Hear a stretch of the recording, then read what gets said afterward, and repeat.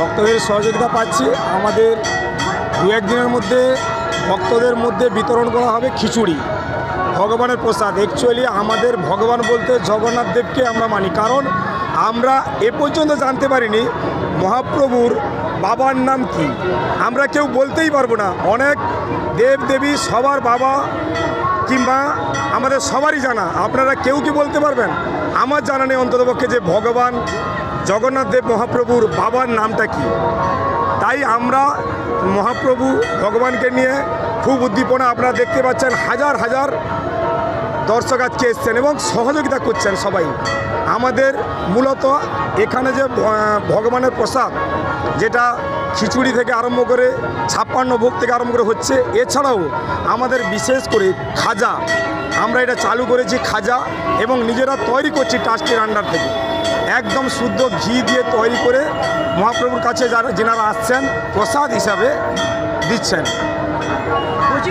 কারণ আমি যখন বিপদে পড়ি আমার সেই ঠাকুরই হচ্ছে আমাদের আসল কর্তা। আমি ওনাকেই স্মরণ করি, সঙ্গে সঙ্গে আমার মা বাবাকেও স্মরণ করি, এবং এলাকাবাসীর যে আনন্দ উৎসব সহানুভূতি আমাকে যে নিয়ে তাদের যে একটা পরিকল্পনা, তারা বিশ্বাস করে যে এই লোকটি আমাদের কাছে আছে, আমিও তাই থাকার জন্য চেষ্টা করি।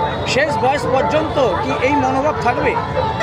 কি জানে ঠাকুর কি রেখেছে আমি জানি না। মানুষের মন তো চঞ্চল মন, তবে এই চঞ্চল মনটাকে যাতে আমি একদিকে এইভাবে থাকতে পারি, সেই জন্য আমি ঠাকুরের দ্বারস্থ এবং আপনাদের দ্বারস্থ হয়ে আছি।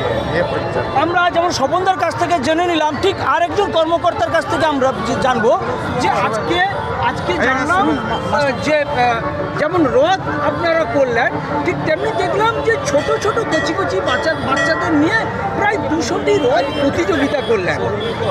এটা হচ্ছে যে শিশুদের মধ্যে যে সৃজনশীলতা, তাকে শ্রদ্ধা করা, এবং আগামী দিনে এরা যেহেতু দেশের ভবিষ্যৎ, এরাও এই সৃজনশীলতার মধ্য দিয়ে আগামী দিনে মানুষের সেবায় এগিয়ে আসতে পারে, অর্থাৎ আমাদের অনুসারী হতে পারে।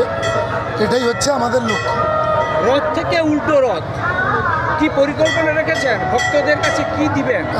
কথা হচ্ছে প্রতিদিনই মন্দিরে জগন্নাথ মহাপ্রভুর অন্নপ্রসাদ হয়ে থাকে। এখানে যারা আসেন সেই প্রসাদ গ্রহণের ব্যবস্থা থাকে। এছাড়া আমরা এই পিরিয়ডের মধ্যে একদিন আমাদের এই বাজারের যত দোকানদার ব্যবসায়ী বন্ধু আছেন, এছাড়াও এলাকার বিভিন্ন গ্রাম থেকে কিছু মানুষকে আমরা আমন্ত্রণ জানিয়ে বসিয়ে মহাপ্রভুর অন্নপ্রসাদ সেবনের ব্যবস্থা করে থাকি।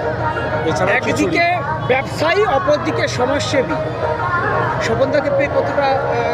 স্বপনবাবু তো শুনলেন, নিজের থেকেই বললেন যে অত্যন্ত সাধারণ পরিবার থেকে এবং প্রচণ্ড পরিশ্রমের মধ্য দিয়ে আর সততাকে মূলধন করে মানুষকে ভালোবেসে আজকে এই অবস্থানে এসে পৌঁছেছেন।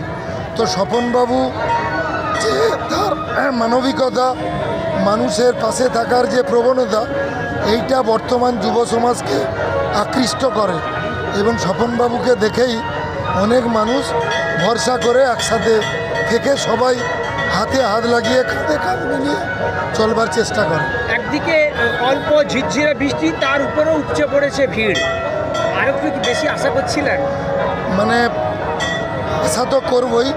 প্রকৃতপক্ষে দীঘাতে যদি আজকে মুখ্যমন্ত্রী এই ধরনের আয়োজন না করতেন, এলাকার কিছু মানুষ বিভিন্ন গ্রাম থেকে দীঘা গেছে, তা না হলে এই বৃষ্টি বা আবহাওয়াকে উপেক্ষা করে আরও বেশি মানুষ আসতেন। কি ধরে জগন্নাথ দেব পুরীতে যে তার মাহাত্ম্য, সুতরাং এবং সারা ভারতবর্ষ তো বটেই, বিদেশিরাও পুরীকে নিয়ে একটা আলাদা উন্মাদনা আমরা লক্ষ্য করেছি। তো স্বাভাবিকভাবে আমরা মানে ছোটোবেলা থেকেই জগন্নাথ ধাম বলতে পুরীকেই বুঝতাম। তো স্বাভাবিকভাবে আমরা পুরীর অনুকরণে তাদের যে আধ্যাত্মিকতা, তাদের যে নিষ্ঠা, সেইটাকে অনুসরণ করে কিছুটা মেনে চলবার চেষ্টা করছি। আমরা জেনে নিলাম শুধু পূর্ব মেদিনীপুর নয়, অবিভক্ত